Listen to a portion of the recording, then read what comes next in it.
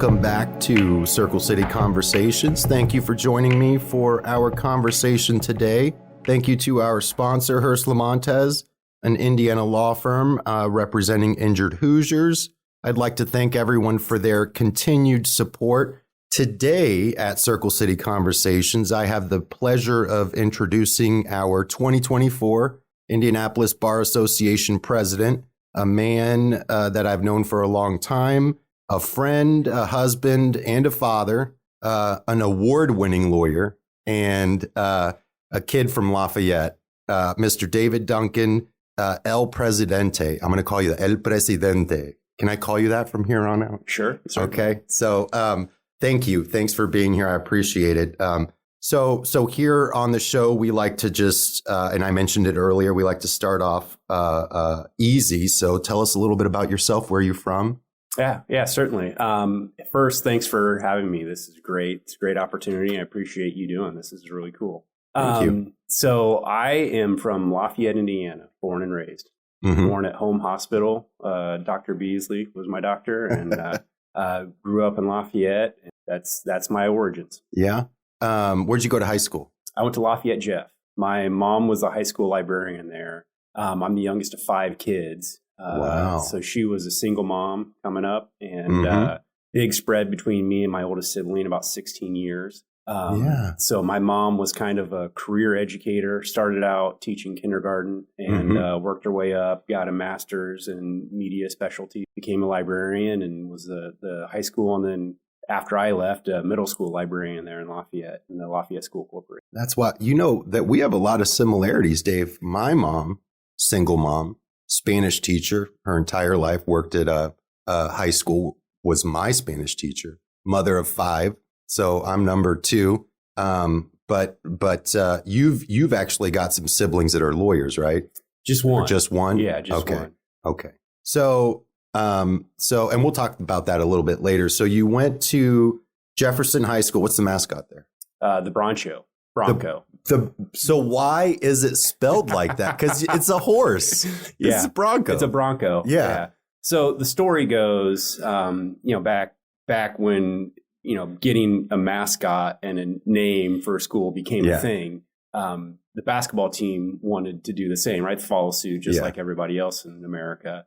And so they sent the janitor, the janitorial staff, to go get the jerseys made. And he didn't know how to spell, right? Like, he was illiterate. Oh, my God. And so they became the Bronchos. And I think probably, I guess, people were just too polite to correct it, and they just rolled with it. That's hilarious. The Bronchos, Jefferson High School. And it's been that way since, right? Yeah. Oh, my God. That's awesome. So, all right. So you graduated from high school. Where'd you go after that? You end up in college, right? Yeah, I went to IU Bloomington. Yeah. Okay. I had, my oldest sibling is a brother, and then my closest sibling, Greg, who's an attorney, he practices at Denton's, is 4 years older than me. They were both Boilers. They went to Purdue. Oh, yeah. My 2 sisters went to IU, and so I was the tiebreaker. Okay.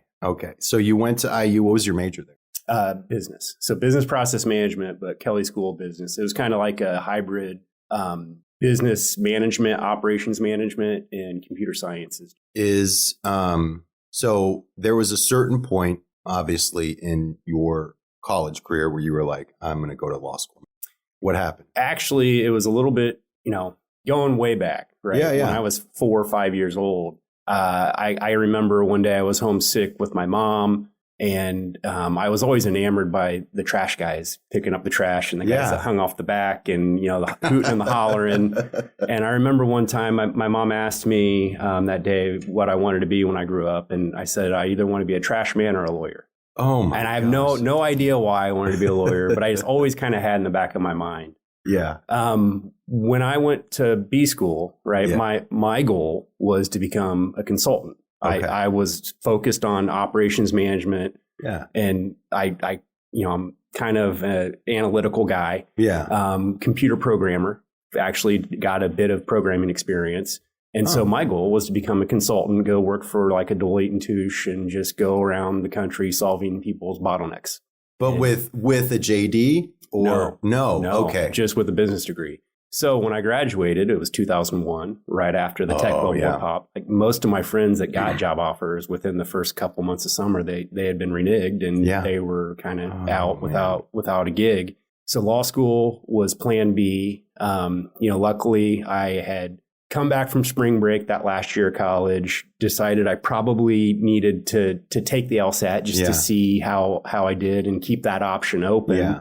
And self-studied, like didn't really enter one of the Kaplan programs or study programs and just did it myself and did well enough to get in. And so plan B worked out to be plan A.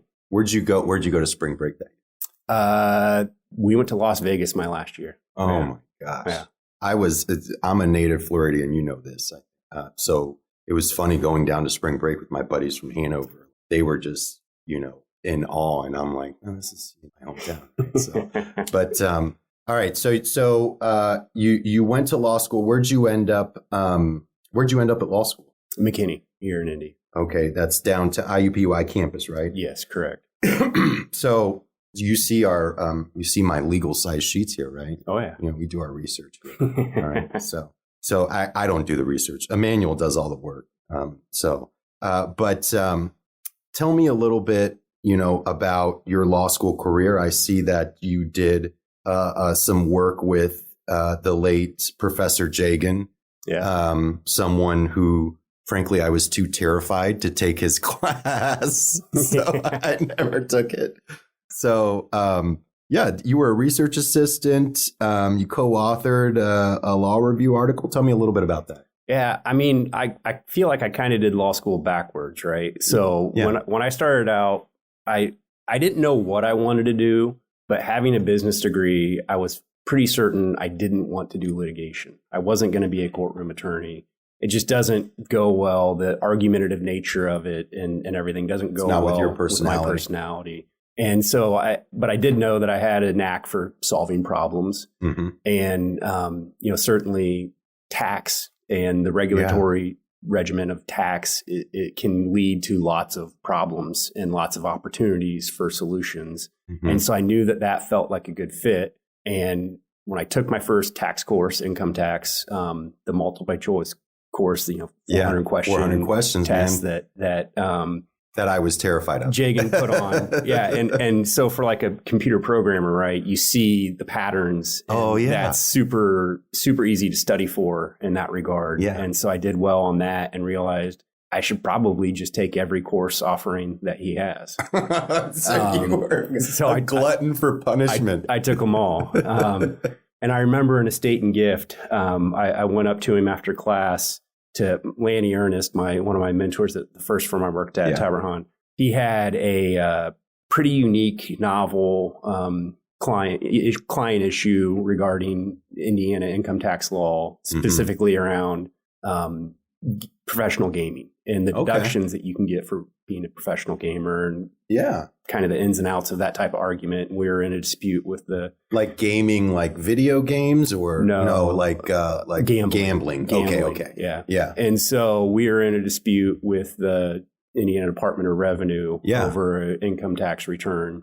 And so I went up to Jagan afterwards to ask him a question. Yeah. And he just out of nowhere, he says, well, do you have the paper we talked about? And I said, excuse me. He's like, well, do you have, I asked for 1,200 words on this and I haven't seen a product yet. And I was like, I apologize. You must have me confused for somebody else. And he's like, oh, I'm sorry. Maybe I haven't assigned it yet. Well, do you or don't you want the assignment, friend? And so I just kind of went with it and said, sure, what is it? He gave me an assignment. Yeah. I went and wrote 1,500 words on whatever it was and came back, and he's like, asked me how I wanted to pay. Do I want school credit hours or do I want cash? And just kind of rolled from there and became his research assistant. Really? Yeah. So, but you don't really do tax law right now, do you? Or do you do there's some overlap? The degree to which I do tax law now is more issue spotting than anything. Yeah. It comes up in real estate all the time. Right. And you have to know enough to be able to understand that there's an issue there that you have to either structure around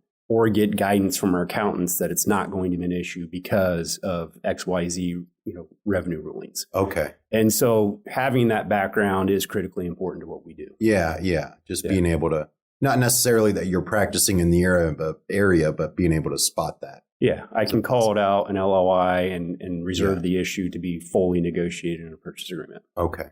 All right. So let's talk about the early days of your career. You started as an associate at Tabbert Hahn Earnest Weddle. Yeah. So what kind of work did you do there? Anything that wasn't litigation. What kind of firm was that? Was it a general practice firm, or? It was a general practice firm. Yeah. I would say the biggest case that we had during my term there, I was there for 6 years approximately, was the Marion County Library case. What was that? It was a huge construction defect litigation matter that went on for 5 or 6 years. One of the, at the time, one of the biggest projects undertaken in Indiana. As far as dollar-wise and notoriety, rebuilding a new public headquarters for the Marion County Public Library in downtown. And there were some significant construction issues that stretched all gamuts of the construction process, from design to the contractor to the subcontractors. I think that there were allegations of some of the subcontractors with respect to steel, et cetera. Right. I got to see that from afar. I wasn't directly involved, engaged on it, but like seeing the morass of that type of litigation and the number of people it took, the man hours, it was very clear to me that it was something I didn't want to do. Right. I was more focused on something where I could add value and immediately see results. Yes. And that's definitely, I wanted to focus on those types of assignments. Right. Well, when you have a happy client, I mean, so many times I have to come to people, give them bad news, So it's funny. I hear from a lot of folks, about lawyers, usually when someone deals with an attorney, sometimes generally it's not a pleasant experience and someone leaves, unhappy with the situation. So you're doing what, transactional type work there? It's transactional type work. So I would say 50% of what I did was representing lenders on extending loans for development. So, okay. And we had a niche practice in low income housing tax credit projects. And so that's ICTA loans. Yeah. And we would represent the lender and extend the loan documents, negotiate the loan documents, and do everything as necessary to get the deal closed so that a developer like the Witsit Group could go out and develop an apartment project. And I think one of the things that we were known for is we actually had the borrowers, the developers, request that their lender use us as their counsel because we were very solution oriented. Right. We understood the tax code side of it. We understood the regulatory side and what the lender needed to be protected. But whenever we encountered a problem in the borrower's program, we didn't just say no and throw up a roadblock. It was like, hey, we've got an issue. We spotted an issue, but we've got a workaround. Here it is. We've already vetted it with our lender and their loan committee, and we think it's going to work. What do you guys think? Yeah. No, and I bet that was really effective. I mean, at the end of the day, these business people, they just want to get the deal done. That's right. Yeah. They just want to get the deal done so they can move on with whatever their next project. I'm sure that was certainly very effective for you. So you were there for 6 years and then you moved on to Bose McKinney. Tell me a little bit about that transition.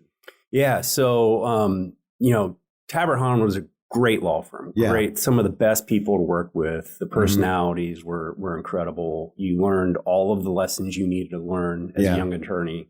I've said many times that I didn't really want to work at a big firm. I saw the sacrifices that my brother Greg made to practice at Bingham McHale or whatever iteration it was during the time. Had a lot of friends that worked at the bigger shops, understood the 2,000 hour a year billable requirement and just the grind of that. And I like to work hard. I've never been one to shrug from responsibility and a hard work ethic, but I wanted the balance. And what I didn't appreciate is that, I thought I knew how to practice real estate law. I thought I knew how to do title and survey, et cetera.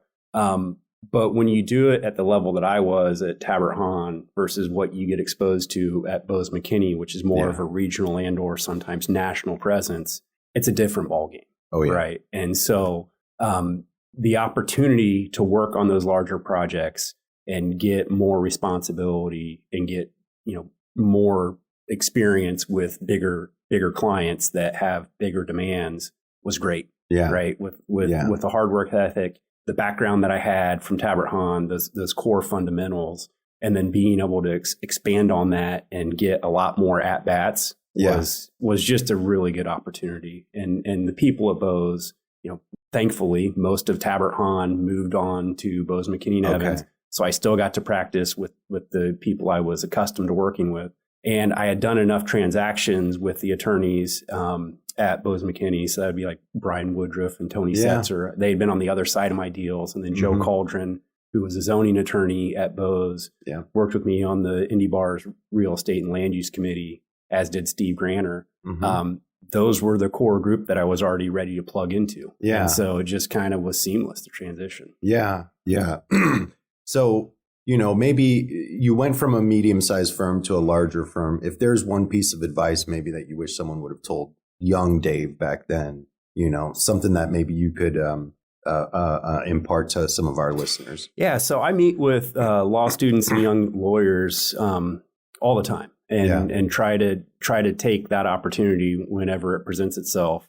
And they always want to know, what are the benefits of working in a law firm versus a small firm? What's your advice? And what I always say is, you're much too young to know what you want to specialize in. It's too hard of a decision for an entire career to make now. And it's too important to get it right, to just dive into going to a shop where you're going to be pegged into this practice area.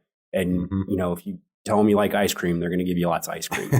Yeah. And so my advice is always to find an opportunity where you can get broad exposure to a good array of different legal issues. At Tabbert Hahn, 50% was on real estate stuff, right? But I also got to focus on real property tax appeal work. Yeah. I got to do zoning cases. I got to work on, any unique issue that came in, like Indian burial mounds and how that impacts farmers, and the Indiana Historic Preservation Commission trying to put a farmer's field under a historic preservation restrictive covenant that impacts their ability to operate on that farmland. Boat pier disputes. There were 2 times in my career where I did Indiana gaming licensure. So Donald Trump bought a number of Indiana casinos and had to get licensed. And Carl Icahn. Up north? Was it up north? Up north. Yeah. And I think he also had one down on the Ohio River. Ohio River. Yeah. And Carl Icahn came through a few years later and did the same thing. Well, that's a heavily regulated industry. Yeah. Right. The personal disclosure process, they call it. You have to take not only the individual, so Trump and Icahn, but also their key players through that process. Yeah. And it's a months-long process. And eventually, after you get through the underwriting due diligence side of it, it results in a public hearing where there's a up or down vote. Yeah. Right? And so I got the opportunity to work on those cases because, the regulations that goes behind that is, similar to the tax code. You have to know the ins and outs. You have to know where to look, and you have to understand how that's going to impact your planning. Yeah. Do you do any more gaming work now? No. But my point is, back to your original question, go somewhere where you're going to get exposure and opportunities to do those types of legal experiences, to find out what it is that you're good at, what it is that you like before you make a decision to focus on a handful of things. Yeah. And I mean, to your point, you still remember those things. Oh yeah. You still remember going through those things years ago, And like you said, it's not necessarily what you do now, but you did it and you had that exposure. There was always the common denominator I see is real estate, right? You're always weaving that in, right? Yeah. To basically everything you're doing. Yeah. Is that something that you wanted to do even like in college? You were like, I like real estate. This is kind of the area I want to work in. No, I wanted to work in computers and programming. And, I don't know why, but when I was in law school and I took my first real estate course, I just really excelled at it. Really? I don't know. Was it real estate or property? I did well in property. You did? But there was an actual real estate like development type course where they taught you the ins and outs of the contract side of it. Yeah. And I just did really well. Yeah. I remember I struggled my first semester in law school because it was, when you're reading these cases, it's a completely different way of communicating. Yeah. And especially in property. And, we had the first exam. It was about, the raccoon that got away and, got onto someone else's property. And I'm like, the entire time I'm sitting there writing and I'm like, why are we talking about a raccoon being property? So, all right. So you're at Bose, you work your way up to partner. That's awesome. And eventually, you go in-house, right? Yeah. Yeah. So tell me a little bit about that. What happened? Yeah. So I think, when Tabbert Hahn merged into Bose McKinney, I think there was some skepticism about the associates from Tabbert Hahn and how they would fit in, right? Okay. Because there was a fair position, I guess, from some of the partners at Bose that, well, would we have hired these associates out of law school? Right. And so how's that going to work? And they didn't know us. They didn't know us as a trusted source. At least not all of the partners did. And I think there was a fair amount of concern about whether we would have enough work to keep ourselves occupied. Right. Now, because not all of the principals, partners of Tabbert Hahn came along for the merger. Mm-hmm. Some of them went elsewhere and just went their own way. And honestly, that was a fair amount of my work. And, they didn't know that, how good the associates at Tabbert Hahn were. And we were good. Yeah. We were more than prepared to step up and take on our new roles at Bose McKinney & Evans. But they didn't understand that we had this broad, we weren't too deep in any one level, right, but had experience across the board. Yep. And so if real estate was slow, for instance, I could plug in and do tax appeal work. Okay. Or I could work on income tax issues, or I could just go switch over to business transactions and understand how all of the consent resolutions needed to be put together and the due diligence had to be resolved for an M&A type deal. And all of my peers in that associate group were the same way. They had a lot of experience in lots of different areas, not any one area litigation, so they could kind of work on different civil matters. Mm-hmm. And so that was good.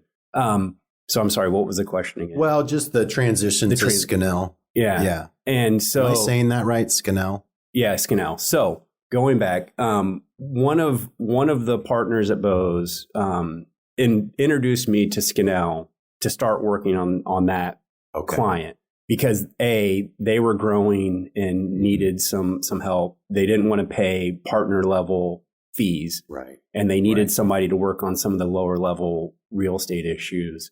And so kind of the first couple months in, Tammy Haney at Bose McKinney, who was great. She was the chair of our real estate group when I first joined Bose McKinney & Evans, introduced me to Debbie Crabtree, paralegal at Scannell, and Jim Carlino. And I started doing work for them right out of the gate. Yeah. And so eventually you make the transition from big law firm to in-house. Yeah. Which I've seen quite a bit. Is it fair to say that demographic in the legal industry is growing in-house counsel? Yes, it is. It's certainly in our membership. If you look at our membership trend and how that's going, absolutely. But I think across the board, yes, the bigger corporate type clients are looking to bring attorneys in-house so that they can manage that expense line item in their budget. Okay. So for them, it's all about cost managing. I think it's all about cost. I think it's also all about internalizing the legal process and having someone in-house that can make sure that the legal impact of their business decision-making process is incorporated in their programming so that they're not making missteps, which are costly and can slow things down and grind it to a halt. Exactly. And so if you have someone in-house that understands the legal ramifications of your business program, then your business program is going to become more efficient overall. Yeah. Do you, as there's sometimes a misconception with in-house counsel that they kind of do everything. So like if the company gets in a lawsuit, you're in litigation, writing contracts, reviewing contracts, doing HR stuff. As in-house counsel, is a lot of what you're doing, you mentioned before, kind of issue spotting and then maybe trying to find the right people? Yeah. So much like a law firm, there's no one solution. There's no one way that works. Right. Every different in-house counsel opportunity has a different flavor of what your role is going to be. And in particular, even in the real estate area, every different firm handles it a different way. Yeah. I've talked to general counsel at other real estate firms. They call it their plate spinner, right? Like they spot issues, they identify claims, and they assign it to outside counsel. Yeah. And that outside counsel is kind of like they have the stick, their finger with the plate on it spinning. Yeah. And he checks in just to make sure the plate's still spinning. And so he just goes around making sure all the plates are spinning. Yeah. Versus, at Scannell, Mark Flagging, our general counsel, and I both have career real estate practitioners, have a lot of experience across the board of different real estate issues.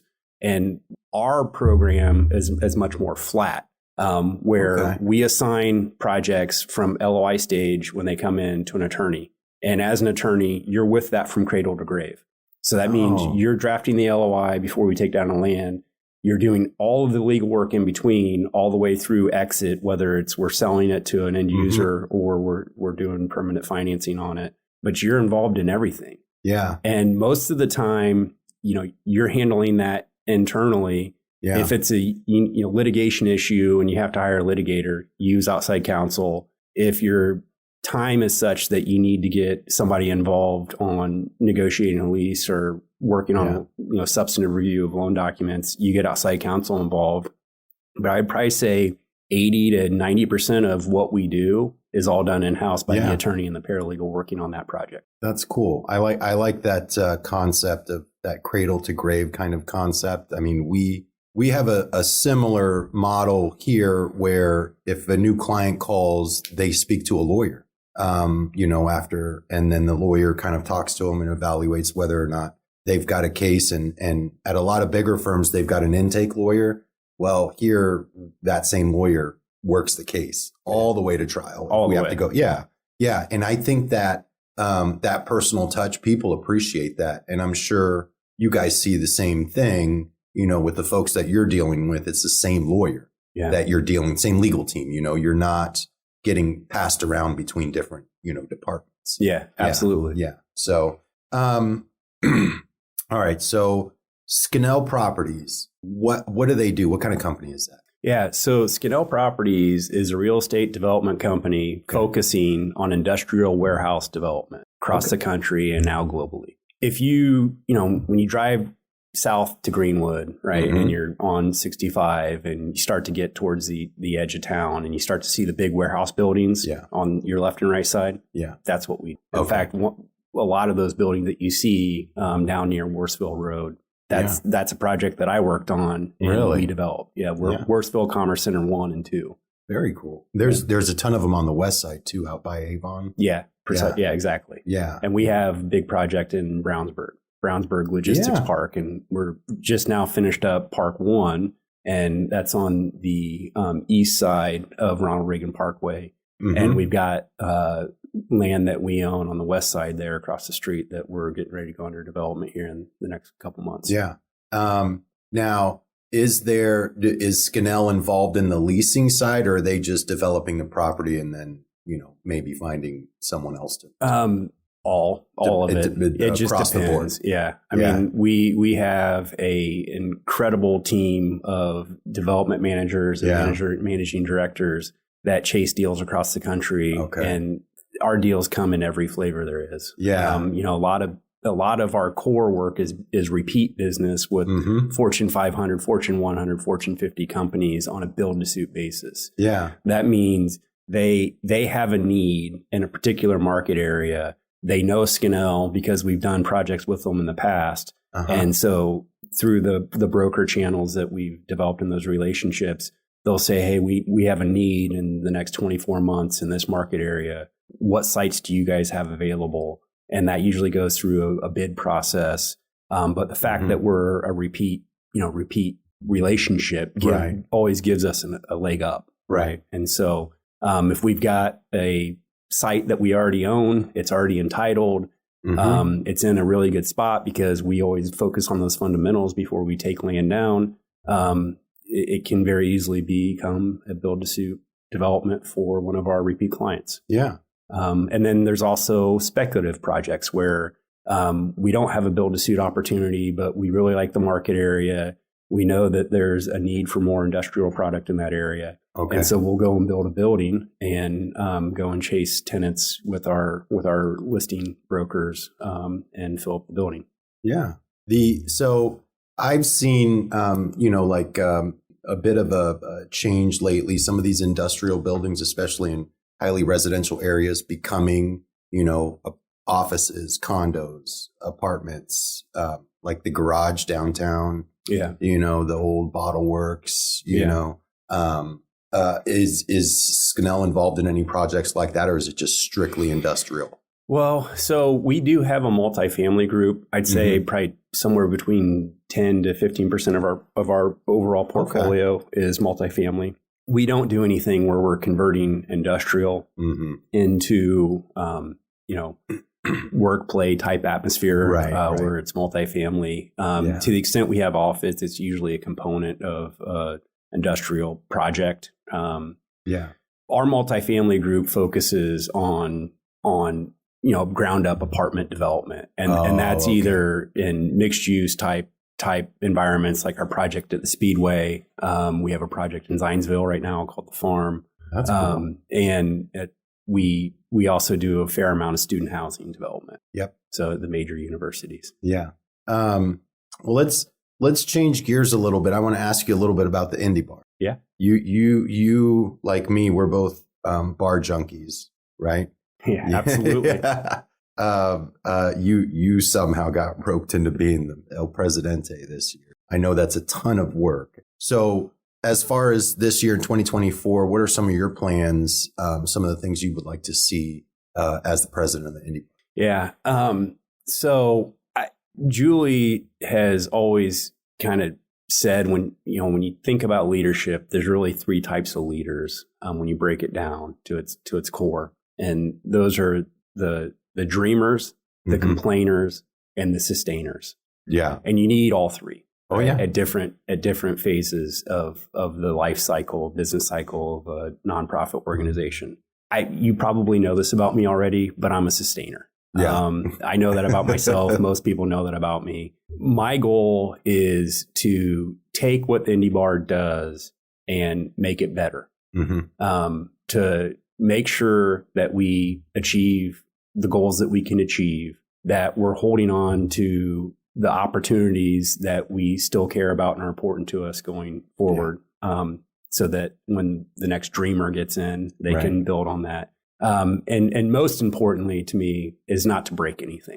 Right? I've said this before, if 2 months into 2025, people forget that Dave Duncan was the president of the Indy Bar in 2024, it probably means I was a success. Yeah. Right. We haven't had anything major, like controversial issues come up. Right. We haven't taken any positions that get us adverse to, a good portion of our membership. Yeah. And everything's just gone off without a hitch. That would be a goal of mine. That's funny. And you actually won the President's Award for service to the bar because you were instrumental in securing the new Indy Bar headquarters. And I remember that process as well. What was that like?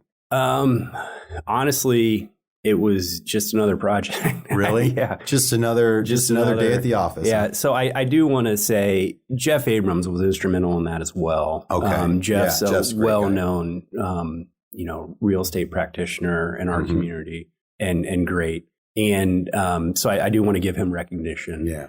But it was a fun project, really. We had the foresight between Julie, Jeff, and I to very early on realize that we may not be the best people to make the decision of where we're going to locate. We had a couple ideas of what we thought we wanted, but we needed to test that, right? We needed to get some input from our members, and just doing a member survey wasn't going to do that justice. And it was a long-term decision that would play into how we interact with our members in a meaningful way, and probably one of the most meaningful ways. Right. And so what we did and what Julie did was work with a space planner.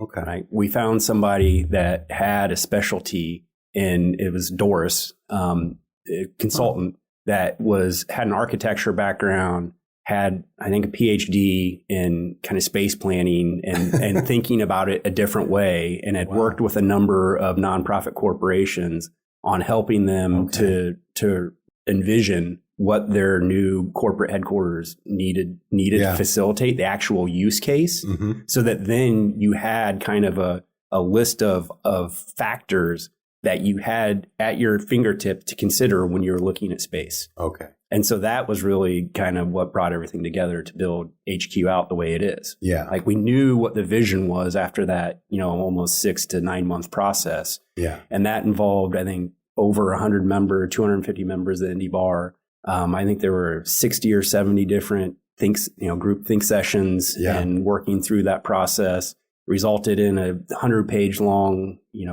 kind of space planning report, and just gave us really a lot of really good information that went into figuring out, of the 12 locations we're looking at, which one rises to the top to fit what our needs actually are going to be. Right. Right. And I mean, the space really is great. Yeah. Especially now I'm thinking about the old space. Yeah. Remember, like, the sliding walls, like in between, but I'm thinking about the old space and the new space. I mean, it's totally different. So honestly, I think the HQ is one of the most underutilized member benefits that people don't even know exist, that our members don't even know exist. I mean, I work there almost, once or twice a week now. Yeah. And there's rooms that you can rent online. Yes. You can rent our bigger boardrooms and have meetings there. Yeah. I've met, brokers and mentees there for coffee. Oh, yeah. And there's just lots of different opportunities to use that in your day-to-day practice. Yeah. And the staff is super friendly and they'll talk to you. Yeah. Yeah. So yeah, I mean, if what I've seen, and your office is up on the north side, I live up on the north side. I've seen some people that office up there, but they use it down here because there's still a lot of business and a lot of stuff that goes on downtown. Yeah.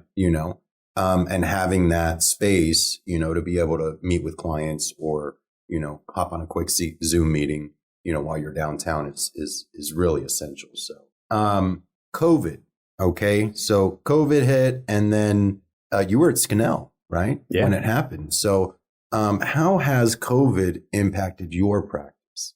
It made it explode. So, pre-COVID e-commerce, right?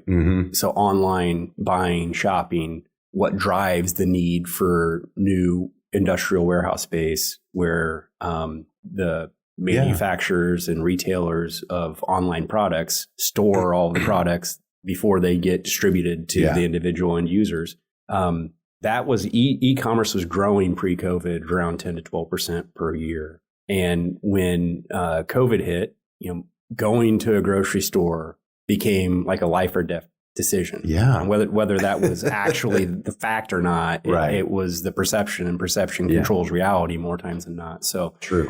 People didn't want to go to bricks and mortar retail stores, and not everything, but the 90% of what you were buying came from online. Yeah. And that just resulted in explosive growth and need for industrial warehouse space. You factor that with, we had historically low interest rates at the time. That's true. And the ability to get deals done on a very quick turn. And, all of a sudden the demand for our product went from 10 to 12% growth per year to 30, 40% growth year over year for the next 5 or 6 years. Wow.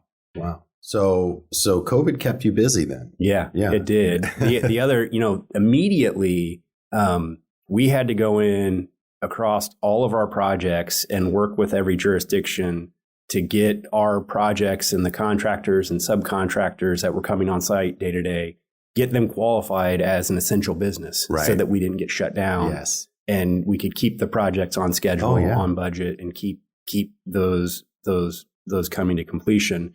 And the use case for that was really pretty simple, right? Like, hey, we're in a position where everybody's going to be ordering things online for the foreseeable future. You need these warehouses to open, city. Mm-hmm. What can you do to work with us to make sure that we can keep these people on site doing their work in a responsible manner that doesn't expose us to unnecessary risk, and make sure that these essential services come online when you need them? Yeah. So you also got some notes here. You're also the board of visitors for IU McKinney School of Law. Yeah, I think that's ex officio position. So the current president of Indy Bar and the first vice president, so that's currently myself and Lee Christie, are ex officio members of the board of visitors. The board of visitors. Yeah. But it's an incredible group of people working with Dean Bravo and the other staff members of the McKinney School of Law to make sure that we're doing everything we can in the legal community to support the law school's efforts and help the law students become the next generation of successful attorneys.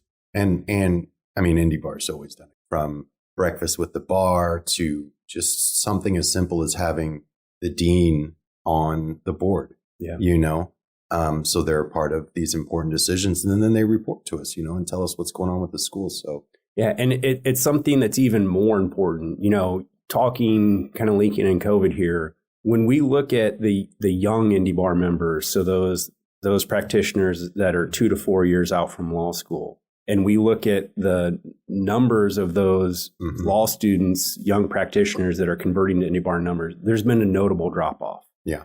And so in thinking about that strategically, and this makes sense, right? During COVID, we lost our personal one-on-one contact with them when they were law students. Yeah. And that's had a pretty immediate impact on the conversion rate of them becoming involved in the Indy Bar. And we think that's a detriment to them and ultimately a detriment to our practice. Yeah. So reaffirming that relationship with the law school and working with Dean Bravo and her staff to make sure that we're doing everything we can to get one-on-one contact with the law students and really drive the benefit that we can offer and kind of filling in whatever gaps there may be and opportunities for them in our legal community. That's very important to us and something that's at the top of our strategic plan currently. Yeah. I mean, completely agree with you, 100%. I've actually been doing a lot of work with the Hispanic Law Society. It was funny. I went there and I was a member of the Hispanic Law Society, but it was like me and like 2 other people,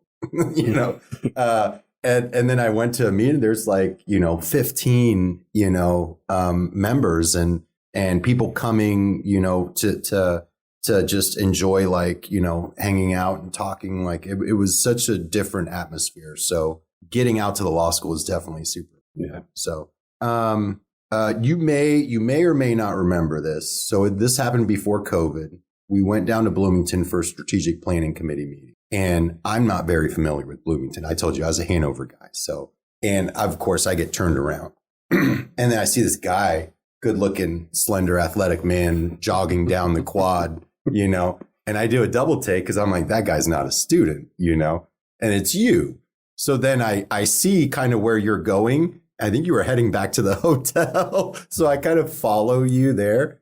And I think I told you that later on that night over cocktails. But anyways, are you still running? Is that something you do to kind of stay fit? You're a pretty fit guy.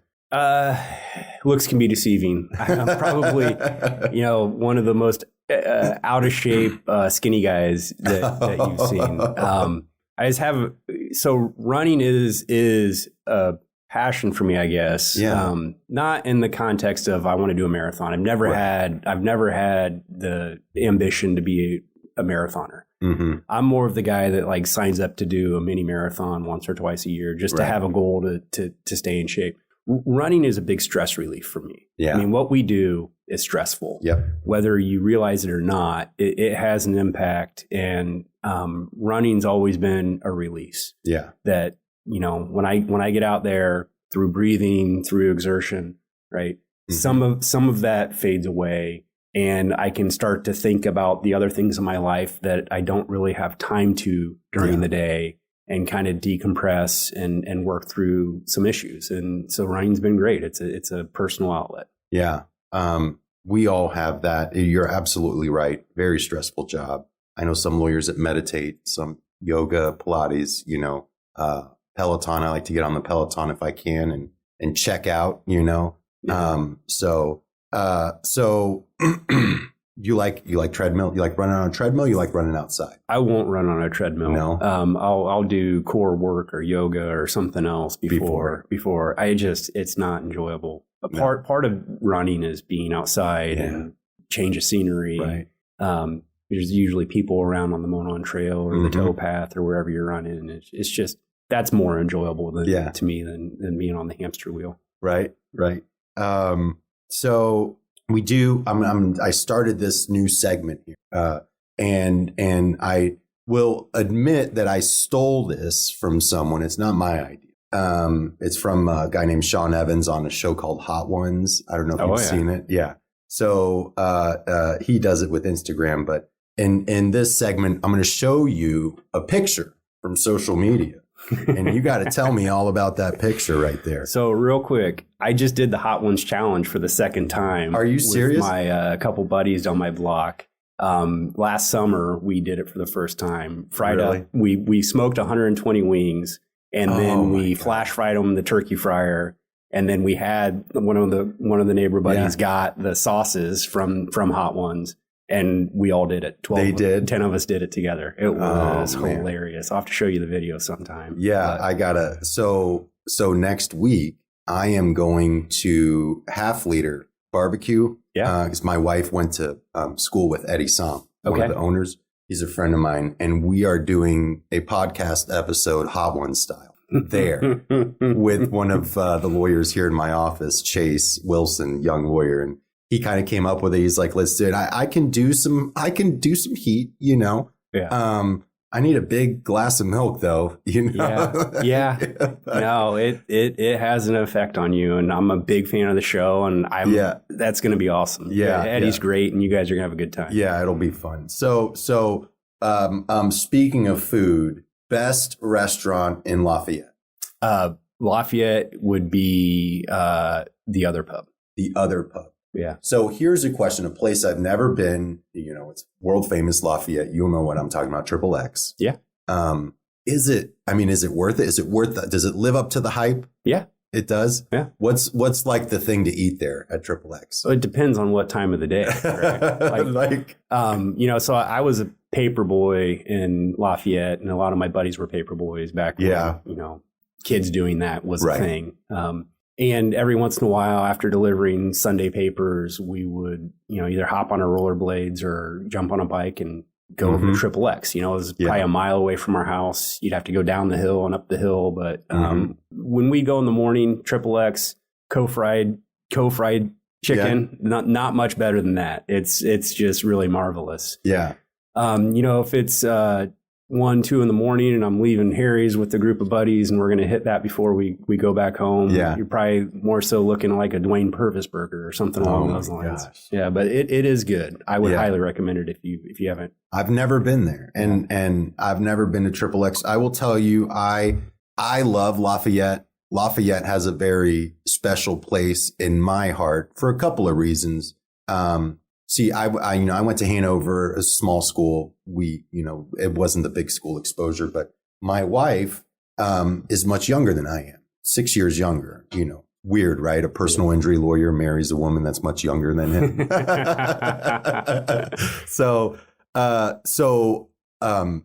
She had, when we first started dating, all of her friends were at Purdue. So we would frequent Purdue all the time, and I was doing that as a young public defender in my mid-20s, So I did the college thing all over again and really enjoyed going out to Lafayette, just had a great time out there. And then also won my first motion for summary judgment in front of Judge Bush in circuit court on a horse case. As it turns out, I did not know that Purdue is affiliated with the Indiana 4-H. Yeah. Yeah. And boy, when you file a lawsuit against Purdue in Tippecanoe County, you're just stirring up a hornet's nest, which I learned quickly as a young lawyer. But yeah, I love Lafayette. Anyone out there listening, if you haven't been to Lafayette, you got to check it out. Great, great town. So, so what's next for David Duncan? That's a great question. I've always been one for loyalty. I thought I'd retire at Tabbert Hahn. That was a goal, and that wasn't in the cards. I thought I would work at Bose and have a really great career, and the opportunity that Jim Carlino, the general counsel of Scannell, presented. It really was funny when we met. It was like, I just want to talk to you about an opportunity to take what you do and do it on a national level with some of the best out there, and just explain that opportunity. And it was like, I don't want to talk about money or anything like that. I just want to lay this out for you and see if it's something you'd be interested in. Yeah. And it really was enticing. And currently my goal is to retire at Scannell. It's a great company. When I said at the induction ceremony that we're the best real estate development law firm in the country, I mean that. Yeah. Like the people that Mark and I have targeted to work at Scannell are all equally as good as Mark and I, and really, really know their practice soup to nuts. Yeah. And they are among the best at what they do. And, it's funny when we get on these projects, we're working with corporations that have unlimited resources. And that means that they get some of the best attorneys, the brightest minds to work in their legal groups. And they're very, very sharp. Yeah. And whenever we have the initial meeting, before people really get to know us, they think, well, Indiana, this is a corn farmer? Is it a pig farmer? What kind of attorney are we working with here? Mm-hmm. And it's easy to come in, kind of underestimated, unassuming. Oh, yeah. And I think they learn really quickly that we know our stuff, we know what we're doing, but we're also very focused on solutions and getting deals done and getting them done in a manner that's efficient and expedient and good for everybody's business. And when we really focus on that business case, we don't raise legal issues to raise legal issues. We raise legal issues because they have real impacts on the cost of the project, timing of delivery, or just the overall risk profile that everybody's agreed to undertake on the project. Yeah. And that's what I think makes our legal group among the best. Yeah. I plan to retire there. You plan to retire there. So it's funny you said the underestimation of Indiana lawyers. And it's not just in your industry. We deal with out-of-state lawyers. They come in here and there's a bit of an underestimation. I think it's funny because the entire time I'm thinking to myself, you're in my home court now. Yeah. You know what I mean? Yeah. Like this. You might think that we're, a bunch of corn husking, hillbilly lawyers here. But at the end of the day, you're here in Indiana, and we know this place better than you do. So, and I'm not going to let you off for this question here. So this is an amazing suit here. You got to tell me what happened there. What's going on? Did you lose a bet? No, I didn't. So this was right at the height of all of the ugly sweater the mania. Parties, yes. The mania of ugly holiday sweaters. And my wife and I think it may have been Kohl's or something. We were making an Amazon return. Yeah. And I was walking by an aisle and there was a row of these suits. And I was like, that really looks nice. I'm not going to be the ugly sweater guy. Right. I'm going to be the ugly suit guy. Yeah. I love that. So I did that this past Emmanuel remembers I had a blazer, terrible blazer, so ugly, dude. Because I can't, I'm a big guy and if I put a sweater on, I look like the Stay Puft Marshmallow Man. So I like to wear jackets, but I love that suit. I'm going to have to, I do whenever I'm in that and I see somebody smoking, I try to stay at least 10 feet away. Right. Because it is highly flammable. Highly flammable and also not very breathable. That's funny. Well, if anyone wants to get a hold of you, Dave, how can they do that? They can email me. Yeah. That's David D at Scannell Properties, SCANNELL Properties.com, 2 N's, 2 L's. Or frankly, they can call me on my cell phone. Yeah. You can find that information on my bio. Right. Yeah. So thank you, Dave. Thank you so much for being here. I really appreciate it. Thank you. I appreciate the opportunity. This has been fun. Yeah. Thanks everyone for listening to Circle City Conversations podcast. Be sure to subscribe so you don't miss out on more future conversations.